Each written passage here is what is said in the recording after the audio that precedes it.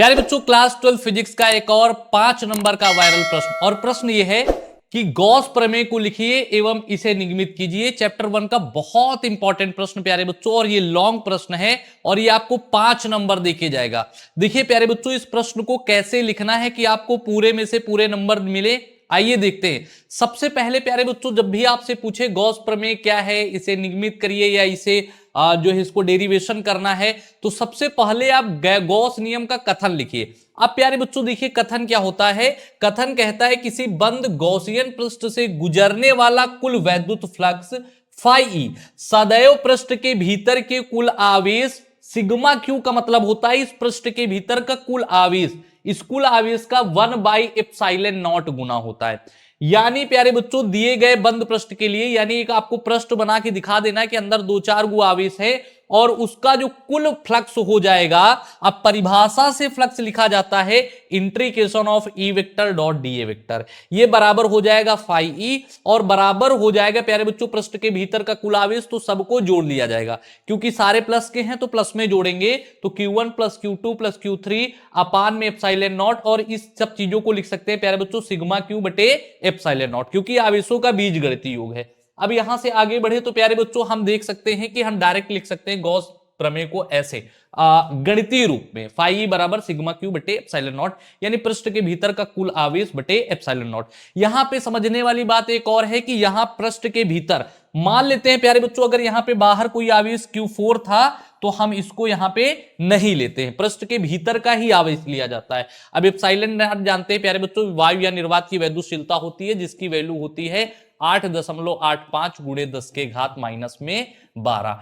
ठीक है। अब मेरे भाई आपके सिलेबस में 2 प्रकार के आपको गॉसियन पृष्ठ देखने को मिलेंगे, एक गोलाकार मिलेगा और प्यारे बच्चों एक बेलनाकार मिलेगा। ठीक है। अब इसका निगमन करना है। अब ये तो एक पार्ट हो गया प्रश्न का, अब दूसरा पार्ट करना है, इसको डेरिवेशन कैसे करना है, जो कि इंपॉर्टेंट है, ज्यादातर बच्चे यही नहीं कर पाते हैं। तो देखिए, माना एक आर त्रिज्या के गोले के केंद्र पर कोई क्यू आवेश रखा है, यानी प्यारे बच्चों आपको एक गोला बना लेना है, उसके केंद्र पे क्यू आवेश रख देना जिसकी त्रिज्या कैपिटल आर है, जिसके कारण इसके पृष्ठ के प्रत्येक बिंदु पर एक नियत वैद्युत क्षेत्र ई है। अब देखते हैं कैसे नियत वैद्युत क्षेत्र है, और उस वैद्युत क्षेत्र का मान ये है E बराबर 1/4 पाई एप्सिलॉन नॉट क्यू बटा आर स्क्वायर। आइए देखते हैं कि नियत है कि नहीं। प्यारे बच्चों, अगर हम इस पृष्ठ का कोई भी बिंदु ले लें, ध्यान समझिएगा, इस पृष्ठ का यहां पे कोई बिंदु ले लें, यहां पे बिंदु ले लें, यहां पे बिंदु ले लें, यहां पे बिंदु ले लें, यहां पे बिंदु ले लें, यहां पे, तो ये क्योंकि आवेश जो रखा है प्यारे बच्चों केंद्र पे रखा है, केंद्र से पृष्ठ के प्रत्येक बिंदु की दूरी त्रिज्या के बराबर होगी,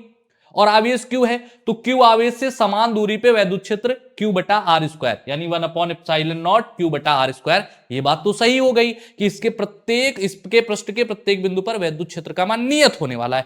अब प्यारे बच्चों, हम इसको निगमन, हमको गॉस प्रमेय करनी, तो दिमाग में वही चल रहा है मेरे भाई, तो अब करेंगे कैसे। देखिए, पृष्ठ के किसी भी बिंदु, है ना, किसी भी बिंदु, कोई भी बिंदु ले लो, पृष्ठ के किसी भी बिंदु, ध्यान समझिएगा, किसी भी बिंदु पर क्षेत्रफल का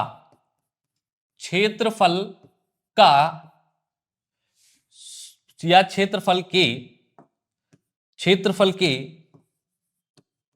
सूक्ष्म घटक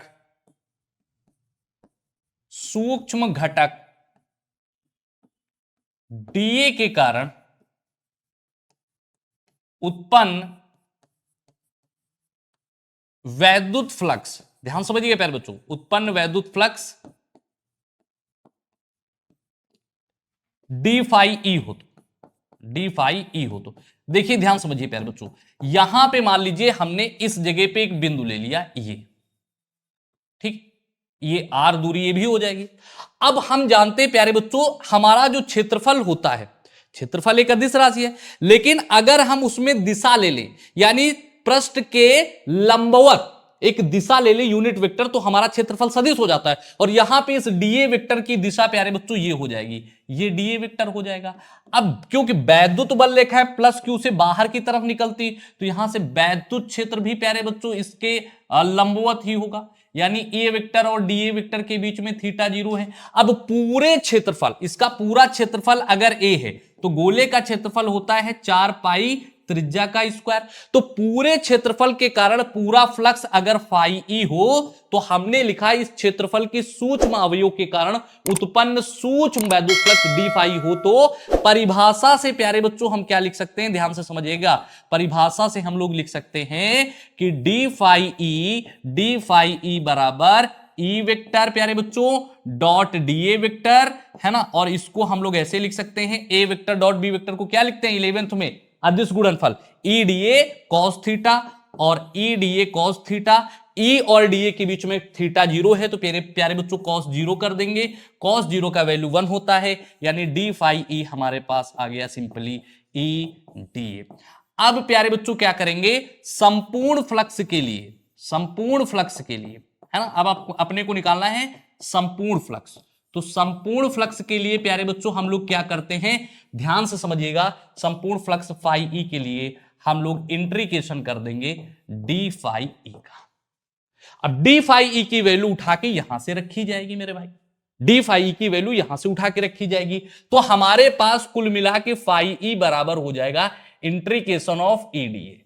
प्यारे बच्चों नियत चीज का इंट्रीकेशन करते नहीं, क्योंकि ई हमारा क्या है, नियत है, और इसका वैल्यू हमने पहले ही लिख रखा है 1/4 पाई एप्सिलॉन नॉट आवेश बटा त्रिज्या का स्क्वायर पृष्ठ के प्रत्येक बिंदु पर। तो बाहर कर लो प्यारे बच्चों इसको। तो ये हमारा हो गया 1/4 पाई, या हम पहले ई को बाहर कर लेते हैं, ठीक है, पहले यहां पे ई लिख लेते हैं। ई बाहर हो गया, इंट्रीकेशन ऑफ डी ए। अब प्यारे बच्चों बड़ा आसान, डी ए का इंट्रीकेशन क्या हो जाएगा ए, और गोले का क्षेत्रफल होता है 4 त्रिज्या का स्क्वायर। सारी चीजें उठा के रखते हैं। तो फाई ई बराबर ई का वैल्यू डाला तो आ गया 1/4 पाई एप्सिलॉन नॉट प्यारे बच्चों आवेश बटा त्रिज्या का स्क्वायर, और इंटू डी ए हमारे पास हो जाएगा ए, और ए का वैल्यू डालते हैं तो ये आ गया 4 पाई त्रिज्या का स्क्वायर। ये आर स्क्वायर 4 पाई से प्यारे बच्चों 4 पाई खत्म, क्यू बटा एप्सिलॉन नॉट, यानी फाई ई मेरे भाई यहां पे आ गया क्यू बटा एप्सिलॉन नॉट। यही गॉस प्रमेय है। तो इस तरह से हम प्यारे बच्चों क्या सिद्ध कर लेते हैं, यही गॉस प्रमेय है, यानी इस तरह हमारी गॉस प्रमेय जो होती है वो सिद्ध हो जाती है प्यारे बच्चों। ऐसे करके आइएगा पूरा लैंग्वेज लिख के, तो आपको पूरे में से पूरे नंबर मिलेंगे प्यारे बच्चों। धन्यवाद।